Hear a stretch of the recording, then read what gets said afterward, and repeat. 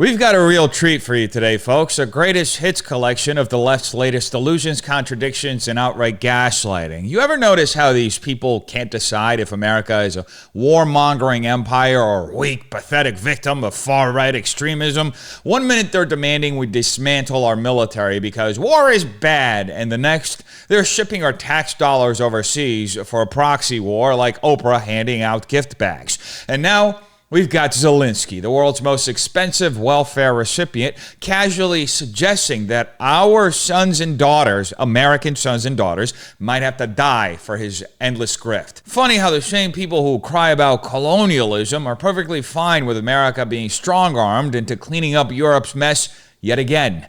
Let's take a look at what Zelensky had to say. The U.S. will have to send their sons and daughters exactly the same way as we are sending their sons and daughters to war, and they will have to fight. Because it's nature that we're talking about, and they will be dying. I'll take things that the American public will never agree to, even if hell freezes over for $1 bajillion, Alex. Now, this clip is from 2023, and it's making the rounds again thanks to Zelensky's recent meltdown at the White House, and oh boy, what a meltdown it was.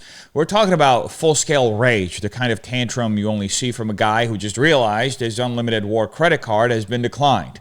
And what was he mad about? Oh, nothing major, just the fact that Americans aren't lining up to die for his failed war effort and that we're no longer going to be his personal ATM. Americans want peace. By the way, I don't think I have to tell any of you this, but Zelensky is not our president and certainly not entitled to a single drop of American blood. So it's interesting that he actually suggested that the U.S. would have to send our sons and daughters to fight and die.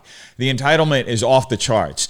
This isn't a man humbly asking for assistance. This is a guy demanding that we keep shoveling our kids into the meat grinder so he doesn't have to face the consequences of his country's geopolitical conflicts. And let's talk about his tone in this clip. This wasn't a polite request. This wasn't diplomacy. This was pure, unadulterated rage.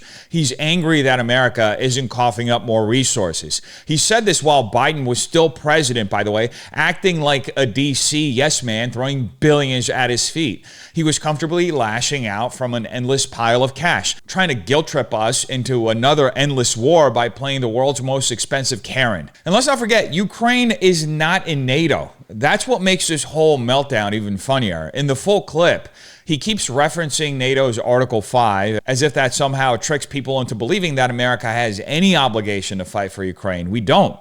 That's not how it works. But Zelensky is hoping you don't notice that little detail while he's out here shaking his tin cup like a crazed street performer. But the real punchline, the sheer level of entitlement on display. This is a man who has already drained the U.S. of hundreds of billions. Money that could have been used to literally secure our own border, help our own citizens, or, I don't know, not fuel another foreign disaster. And yet, here he is, throwing a tantrum because he was being emboldened by a half-dead President Biden. And you know what? That clip makes the fact that Trump and Vance confronted Zelensky in the Oval Office the best outcome possible. It made it clear that the adults are back in charge, and Ukraine's days of treating America like a blank check are over. Zelensky can be as angry as he wants. He can stomp his feet. He can throw all the guilt trips he wants. But at the end of the day, this war is his problem.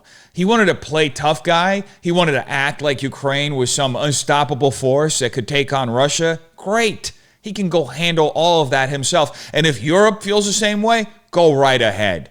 We would love to see you guys start paying and handling your own problems for once. Because let's be honest, if this guy put half as much effort into leading his country as he does into shaking down other nations, he might not be in this mess in the first place. But no, he'd rather fearmonger, post for Vogue propaganda photo shoots, rage at the White House, demand more of your money, and act as if America's money and lives are his personal piggy bank to burn. Newsflash, it's not. America's done being the world's ATM and police. We are not a mercenary force for hire, and we sure as hell are not sacrificing another generation of Americans so Zelensky can keep his delusions of grandeur alive for another 6 months. So he can scream, he can rage, and he can beg all he wants.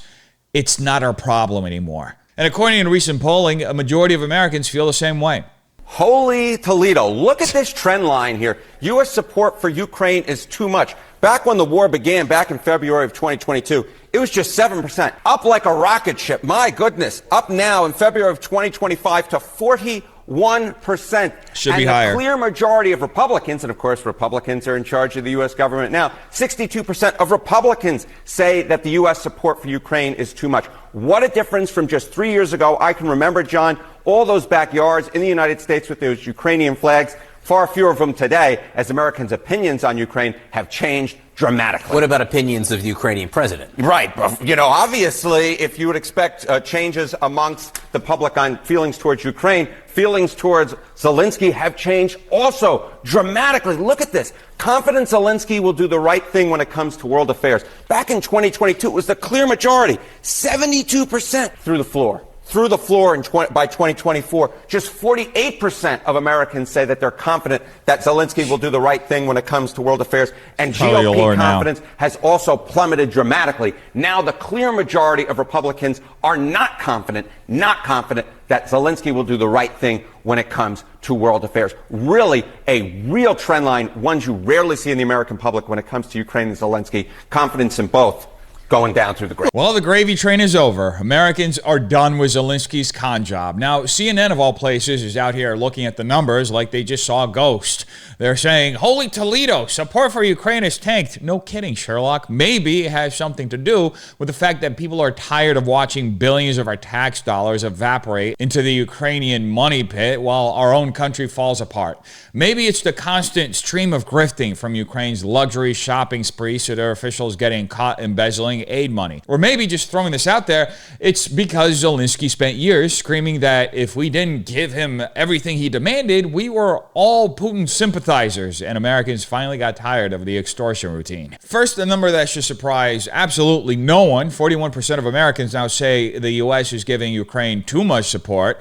That number was just 7% in early 2022, which tells you everything you need to know about how badly Zelensky and the war lobby overplayed their hand. In the beginning, Americans were sympathetic. Russia invades, Ukraine fights back. Okay, fine. People rally behind the underdog, but then it just kept going and going. And suddenly we're spending hundreds of billions while being told our own border is somehow less important than Ukraine's. Funny how fast public opinion shifts when people realize they're being scammed. Then there's the biggest nosedive, confidence in Zelensky himself. In 2022, 72% of Americans believed he'd do the right thing in world affairs. Now, 48%. That's a free fall, and it's well-deserved. The man has spent the last 3 years acting less like a leader and more like a mafia boss shaking down the West for cash. Do the right thing? According to whom? The guy who just banned elections in his own country? The guy who's been arresting political opponents while lecturing the U.S. about defending democracy? Yeah, real inspiring leadership there. And here's the best part that has the media panicking. Republicans are overwhelmingly done with Ukraine. A staggering 62% now say the U.S. is giving too much. And why wouldn't they? The Biden-era blank check policy is dead. Trump is back in charge, and J.D. Vance, who's been calling out this scam from the beginning, is now VP. The grown-ups are back in the room, and they're shutting off the tap. No more billions for a war we didn't start and don't need to be involved in. Zelensky can rage, cry, and stamp his feet all he wants. It's over. Go cry to Europe. See if they can fund you for a few more years, because odds are they can't. They're going broke too. And let's talk about the most important number here. 78% of Americans now support a negotiated peace deal between Russia and Ukraine. You read that right. Nearly 8 out of 10 Americans want this war over. But who's standing in the way? You guessed it. Zelensky, NATO bureaucrats, and the same corrupt war profiteers who need this war to drag on so they can keep the money flowing. This could have ended years ago, but every time peace was on the table, Ukraine and its handlers in D.C. rejected it because peace doesn't pay as well as war does. The bottom line, Americans are over it. The flag-waving guilt trip stopped working. The sob stories fell flat, and people finally started asking the obvious question.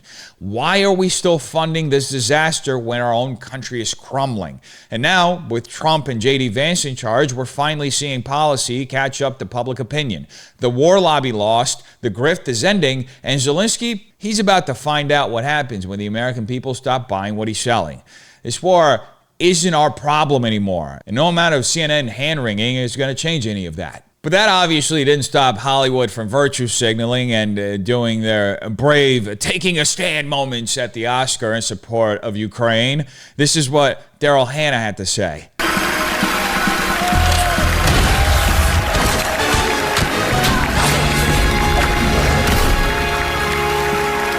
Slava Ukraine.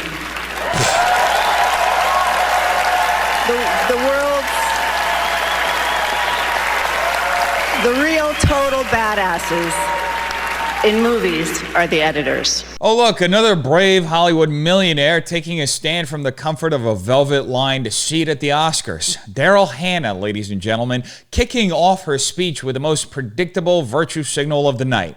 A big, dramatic, Slava Ukraine, because nothing says commitment like throwing out a slogan before pivoting straight into announcing a category about movie editing. Now let's take a second to appreciate the sheer hollowness of this. Hannah, like every other self-important celebrity, knows exactly what she's doing. She's not making some grand sacrifice. She's not heading to the front lines. She's not even donating a chunk of her Hollywood fortune to the cause right now. No, she's cashing in on applause currency, spending 5 seconds on an easy, low-effort political statement that costs her nothing but gets her the approval of her peers. And the best part, the crowd eats it up like trained seals, clapping on cue because, God forbid, anyone in Hollywood thinks for themselves. But here's where it gets really funny. The same people who claim to stand for Ukraine, the ones who get weepy-eyed over Zelensky's war, they're the same ones who would absolutely lose their minds if Trump did half of what their hero in Kiev is doing. Censoring opposition parties, banning elections, jailing journalists, no big deal when it's their guy, but if Trump so much as tweets something mean, suddenly it's the death of democracy. It's almost like their moral outrage is completely selective.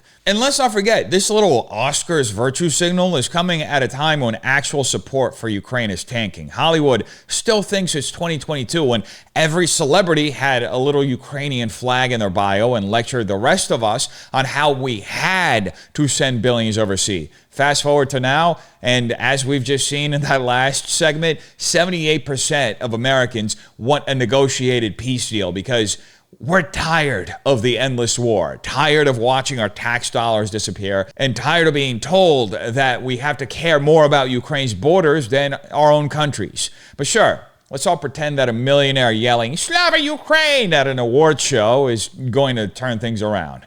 It's not. And by the way, here's a thought. If Daryl Hannah feels so strongly about Ukraine, maybe she should just move there. I hear Kiev has a lovely theater scene. Maybe she can put on a play about the time Ukraine scammed America out of hundreds of billions of dollars. Or better yet, she can go help manage the aid money that keeps mysteriously disappearing into the pockets of Ukrainian oligarchs. That's the real story here. Not some grand moral battle between good and evil, but a war machine that's been propped up by Hollywood's moral preening while the American public foots the bill. Bottom line, nobody's buying this garbage anymore. The real badasses in movies might be the editors, but the real badasses in real life are the Americans who've finally woken up to this scam.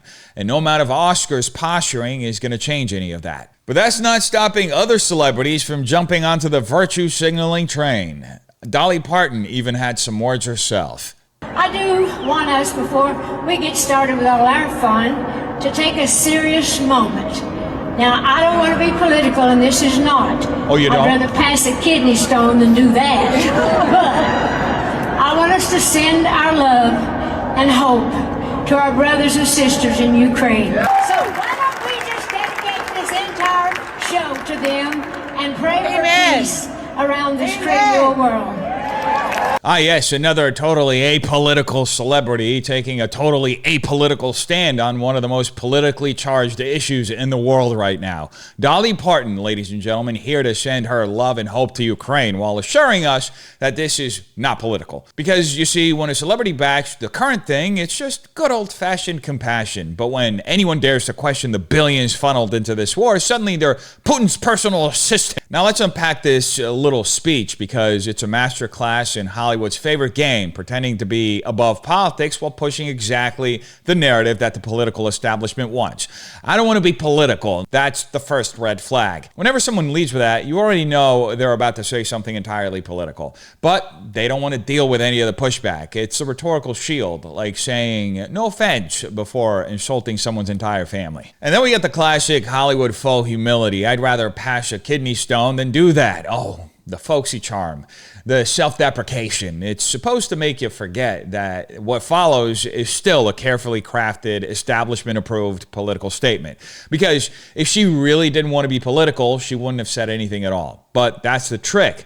Pretend you're just spreading love and peace while reinforcing the exact talking points that have been used to justify endless foreign aid, endless war, and endless American taxpayer dollars being flushed down the drain. Then comes the obligatory guilt trip. Why don't we just dedicate this entire show to them? Oh, of course. Let's all just stop everything and refocus on Ukraine because, God forbid, an American event actually focuses on, I don't know, Americans.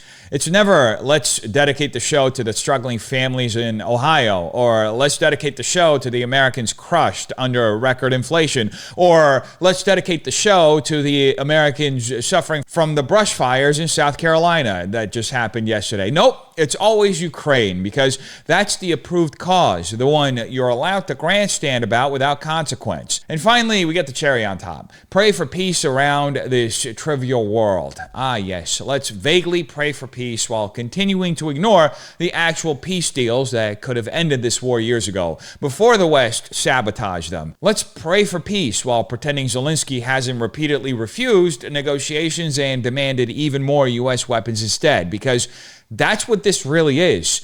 A way to sound compassionate while sidestepping the uncomfortable reality that this war has been dragged out by design.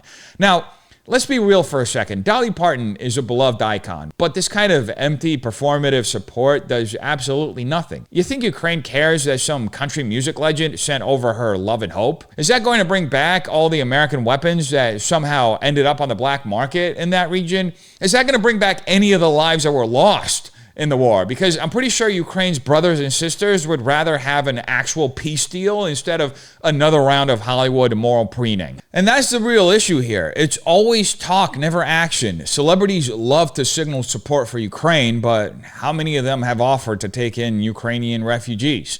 How many have personally donated millions of their own dollars to rebuild the country? How many have lobbied for actual peace negotiations instead of just parroting whatever the war lobby tells them? None.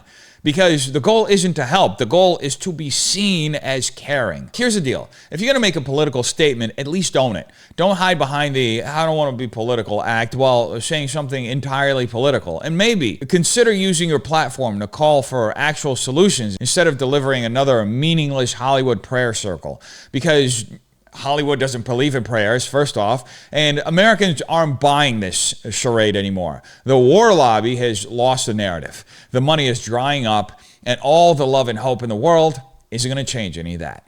Now, the virtue signaling didn't stop there because this actress I never heard of, KJ Smith, apparently said this on the red carpet at the Oscars. You wish was talked about more within our community.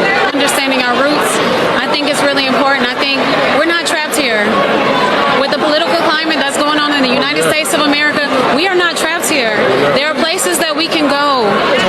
There are countries that are receiving us back, citizenship back. And I think with open arms, and I think that it's time for the Black community as a whole to start looking into those resources. Well, there it is, folks, the return to Africa narrative, because apparently whenever the political climate doesn't go a certain way, the solution isn't to engage, build, or improve, it's to pack up and leave.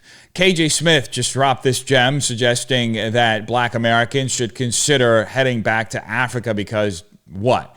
Trump's back in office? Because people are tired of DEI being shoved down their throats? Because who exactly is stopping anyone from thriving in America? First off, let's talk about the massive logical hole in this argument. She says, we are not trapped here. Who said anyone was? This is America, not a hostage situation. Nobody's keeping black Americans from leaving, or white Americans, or any Americans from leaving. But the fact that this is being framed as some kind of groundbreaking realization tells you everything you need to know about the victimhood mindset being pushed here. The entire premise assumes black Americans are stuck in some unbearable oppression, which is just factually untrue. The United States has more successful black millionaires, business owners, and elected officials than any country in Africa, or quite frankly, the world. But sure, let's act like black Americans are living under some unbearable dictatorship that requires a mass exodus. And then there's the political climate argument. Ah, yes, the classic, if my side isn't in power, it's time to leave routine. Funny how this only ever goes one way. When Trump was in office the first time, we got celebrities saying they'd move to Canada. None of them did, by the way. Now that he's back, suddenly the solution is Africa? What exactly has changed so drastically that now is a time for this grand return? The economy is just about to start picking up again. There are going to be loads of job opportunities. Sure, crime is still a disaster in Democrat-run cities, but whose fault is that? Maybe that's the political climate we're talking about instead of pretending that Trump's America is some dystopian nightmare. And let's talk about the receiving us back part, because this is where things get really funny. The idea that African nations are just waiting with open arms to welcome black Americans home sounds nice, but reality tells a very different story. Sure, Ghana has a year of return program, but good luck getting land or starting a business without serious red tape and a bureaucratic nightmare. And then there's the economic factor. You think America is oppressive? Go try to navigate the infrastructure, business laws, and corruption in a country where bribery is a standard part of government operations. The truth is, these same people who claim they're not trapped here would take one look at life outside of the American bubble and immediately start begging for the system they just walked away from. And let's be honest, this entire narrative is based on the false premise that black Americans have more in common with Africa than they do with their own country. Let's get one thing straight. Black Americans helped build this country.